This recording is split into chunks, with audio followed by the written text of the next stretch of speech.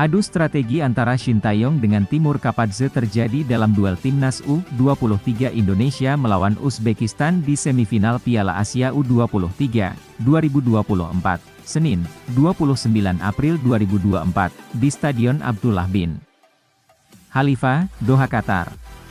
Pelatih Uzbekistan U23, Timur Kapadze memberikan tanggapannya soal akan melawan Timnas U23 Indonesia di semifinal Piala Asia U23 2024. Pertandingan antara Uzbekistan melawan Timnas U23 Indonesia bakal digelar di Abdullah bin Khalifa Stadium, Senin, 29 April 2024, pukul 21 waktu Indonesia Barat.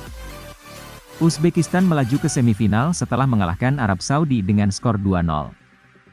Soal melawan Timnas U23 Indonesia, Kapadze mengaku menonton laga tim besutan Shin Tae-yong mengalahkan Korea Selatan di perempat final. Dirinya juga mengatakan, menginstruksikan anak asuhnya untuk mewaspadai kecepatan dan agresivitas para pemain Timnas U23. Ia menilai Garuda Muda mampu memberikan perlawanan terhadap tim besar. Timnas U23 Indonesia mengalahkan Korea Selatan melalui adu penalti dengan skor 11-10, setelah pada waktu normal dan perpanjangan berakhir sama kuat 2-2. Kami hanya fokus pada pertandingan melawan Arab Saudi ini, kata Kapadze, dilansir dari laman AFC. Namun kami menonton pertandingan Indonesia melawan Republik Korea dan mereka menunjukkan bahwa mereka bisa tampil melawan tim-tim besar, ujarnya.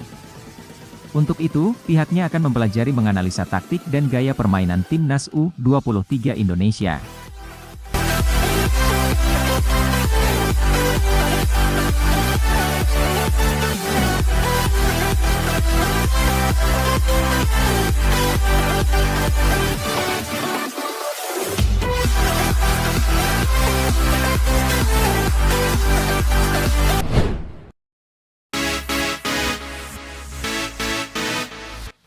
Shin Tae-yong beberkan para pemain Timnas Indonesia U23 calon pengganti Rafael Struijk, di laga kontra Timnas Uzbekistan U23. Sesuai jadwal, Timnas Indonesia U23 akan menghadapi Uzbekistan U23 di semifinal Piala Asia U23 2024 yang dilangsungkan di Abdullah bin Khalifa Stadium, Senin 29 April 2024 pukul 21 waktu Indonesia Barat. Dalam laga nanti, Shin Tae-yong tak dapat mengandalkan sang penyerang, Rafael Struijk, yang harus menjalani sanksi akumulasi kartu. Lantas, siapa pemain yang akan menggantikan posisi Rafael Struijk? Berikut nama-nama yang dipersiapkan Shin Tae-yong untuk menggantikan posisi Rafael Struijk. Marcelino Ferdinand. Marcelino Ferdinand memang biasa berperan sebagai gelandang sentral, atau di posisi winger. Namun, tak ada salahnya memasang Marcelino Ferdinand di posisi penyerang atau setidaknya bertugas sebagai false nine.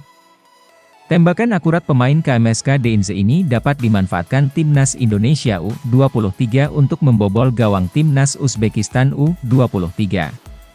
Jim Kelly-Schroyer. Jika Shin Tae-yong mencari pemain yang militansinya 11-12 dengan Rafael Struijk, Jim Kelly-Schroyer dapat dipertimbangkan.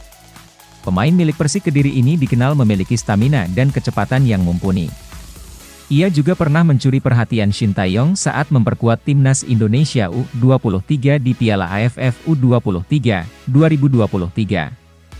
Saat itu, Kelly-Schroyer mencetak 1 gol saat Timnas Indonesia U23 menumbangkan tuan rumah Thailand dengan skor 3-1 di babak semifinal.